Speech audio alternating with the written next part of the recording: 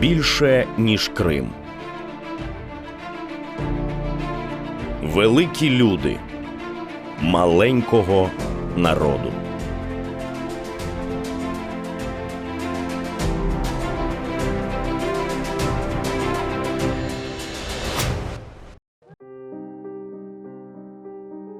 Український режисер, актор, сценарист Ахтем Сейтаблаєв – один з найвідоміших та найзатребуваніших сьогодні діячів культури в країні. Ахтем Сейтаблаєв народився в грудні 1971 року в узбекистанському місті Янгіюль в родині депортованих кримських татар. В дитинстві Ахтем захоплювався спортом, вчився грі на фортепіано, любив читати книжки та декламувати вірші. Мектеп оқыған бақта мектепте hocалар оңай çok мына böyle bir işanç көрсетеділер. Ахтем ершін япа біле. Әр бір байрамға Ахтем мектепте өзлерінің сыныфында мұтлаққа концерт программаларını азырлап, әр бір сыныфдашларını желпетіп, анамны ойнатыр еді, мына бірсін жырлатыр еді, анамны чалдырыр еді. Випуск Ахтема зі школи збігся з початком масового повернення кримсько-татарського народу на історичну батьківщину. Його родина повернулася до Криму в липні 1989-го. Ватанымызға келдік. Қуанып, о қадар іште, енді аяқ басқан соң ағылап, сағынғанымызны айттық ватанымызға. Çok yıllardan beri асырет едік саңа. Ватаным, саңа келдік, ярдым ет бізлерге деп. Ахтем мектепні бітірді. Сон башта ана деді, мен істейім физкультурный институт. В інститут фізкультури Ахтему вступити не вдалося. Вот я благополучно срезался на первом же экзамене, по-моему, это был диктант. Тема была что-то похожее на роль коммунистической партии в жизни каждого советского человека. Я к тому времени, в принципе, достаточно хорошо знал про роль коммунистической партии, особенно в жизни каждого крымского татарина. Написал, как думал. Ахтем вступив до Кримського культпросвітучилища, де набирали курс для навчання акторської майстерності. Спочатку навчання не виходило, він навіть хотів покинути училище. Сон енді мына жақынлаша жатыр имтиханлар. О курсын реберіне айтты Антонина Ивановна Жуковаға. Антонина Ивановна, я не хочу учиться актерскому мастерству. Я хочу бросить эту учебу. А о біле деді, ақыллы апай, ақыллы оча еді. Хорошо, Ахтемочка, хорошо. Если вы так решили, но у вас же рядом с вами есть ваши сокурсники, ваши друзья, их нельзя подводить.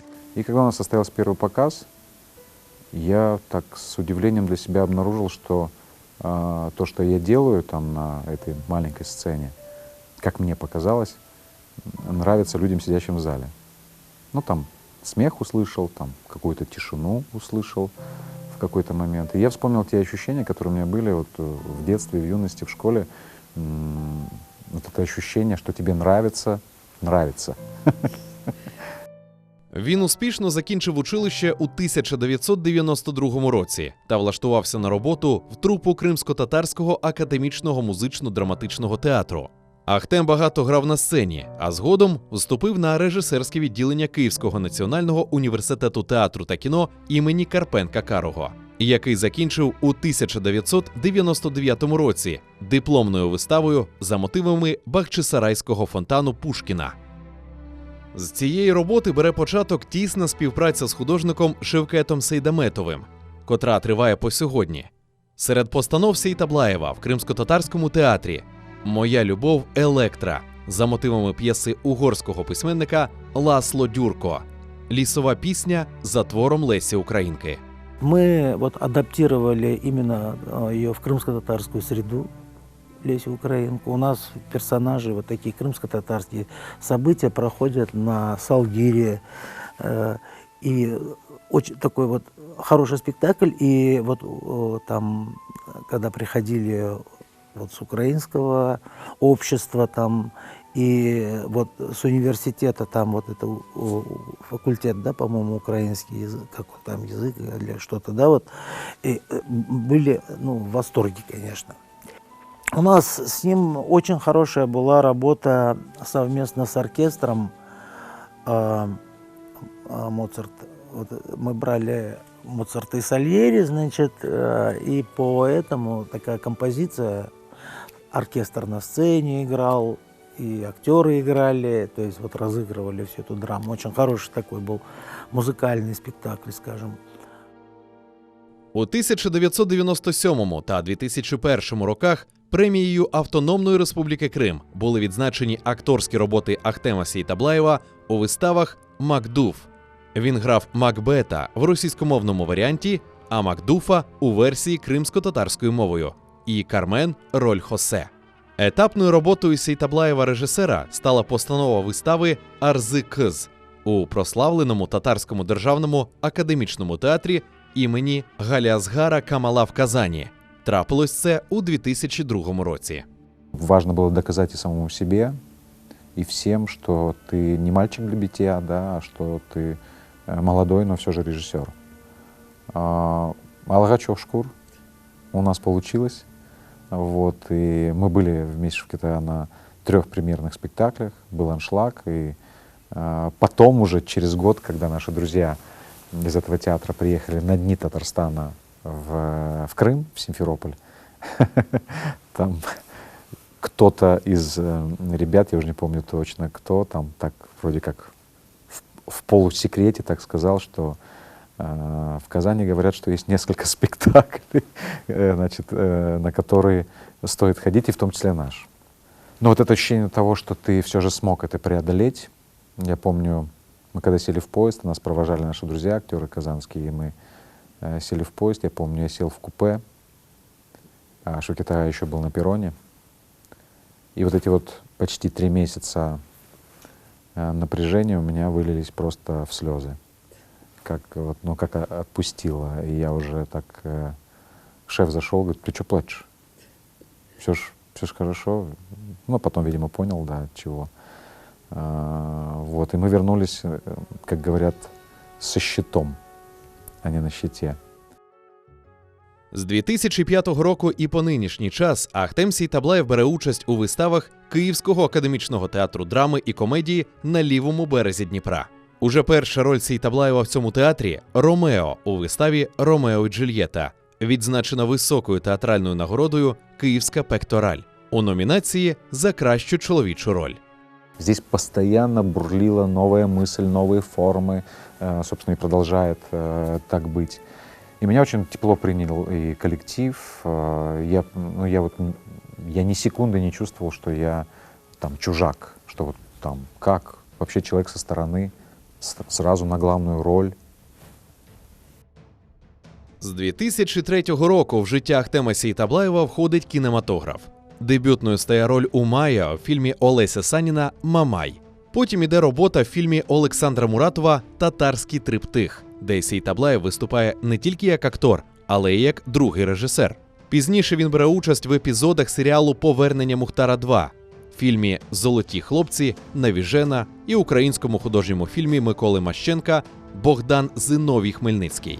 Паралельно з акторською діяльністю він займається режисурою, пише сценарії для своїх фільмів. Першою роботою в якості режисера стала телевізійна картина «Квартет для двох». Трапилось це у 2007 році. У тому ж році випускає комедію «Фабрика щастя». У 2009-му працює над міні-серіалом про труднощі життя радянської акторки Едіт Береш «Осінні квіти».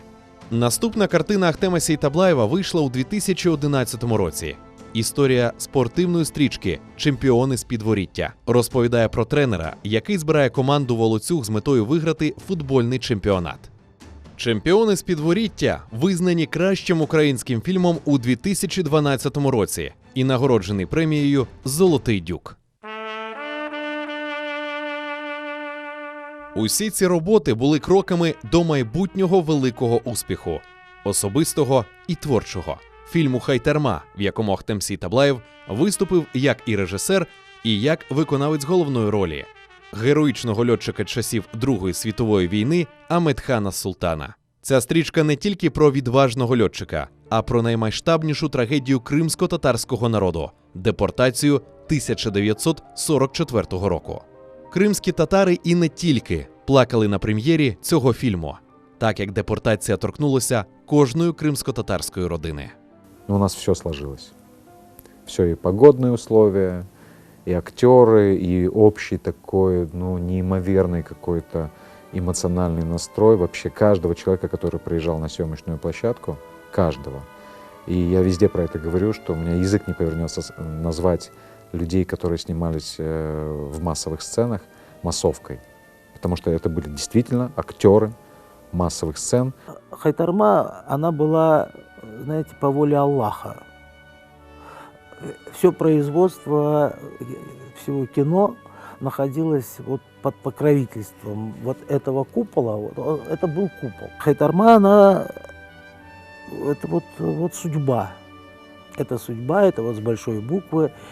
Фільм отримав гран-прі на фестивалі «Корона Карпат» в Трускавці. Став лауреатом премії «Ніка».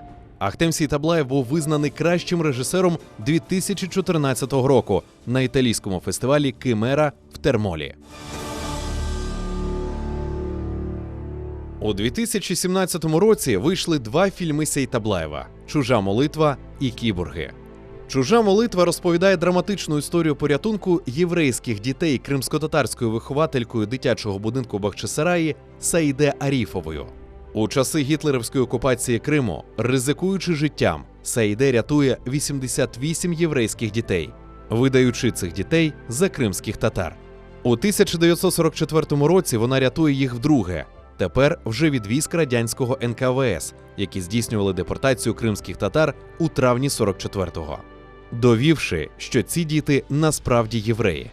Фільм прекрасно зустріла преса і публіка і отримала номінацію на премію «Золота дзига». Військова драма «Кіборги. Герої не вмирають» про оборону Донецького аеропорту стала подією в українському кінематографі. Вона відзначена низкою премій та нагород. Фільм був показаний в багатьох країнах світу. У 2018 році «Кіборгів» показали в Конгресі Сполучених Штатів Америки в рамках дискусії «Російська гібридна війна проти України. Глобальна відповідь на глобальну загрозу». Слава Україні! Попрацюємо! Например, эти три фильма, если говорить о них, они все, в общем-то, объединены вот такой духовностью, что ли. И «Киборги», «Киборги» тоже там это история не как там деды воевали, а как воюют вот сегодняшние братья, там, сестры, сыны, дети. За вагомий особистий внесок у державне будівництво, соціально-економічний, науково-технічний, культурно-освітній розвиток України, вагомі трудові досягнення і високий професіоналізм. В липні 2017 року Ахтем Сейтаблаєв був удостоєний ордена за заслуги 3-го ступеня. Ахтем Сейтаблаєв надзвичайно багато працює. Він знімається у фільмах, грає в театрі. Сьогодні Сейтаблаєв разом з заслуженим в Росії українським режисером Олегом Сенцовим екранізує п'єсу Сенцова «Номери». На стадії завершення знаходиться фільм «Захар Беркут», екранізація повісті українського класика Івана Франка, прем'єра якого очікується в жовтні 2019 року. Про що мріє Ахтем Сейтаблаєв? Чтобы вернулся Крым, чтобы в конце концов настал мир после обязательно нашей победы. Чтобы дети мои были живы, здоровы, чего и всем желаю, без исключения. Хочу жить полной жизнью, заниматься своей профессией, режиссурой, актерством в том числе. хочу прожить наполненную жизнь. Хочу любить, быть любимым. Хочу, в конце концов, в более взрослом возрасте жить в Крыму с видом на море в небольшом домике, куда бы приезжали мои внуки.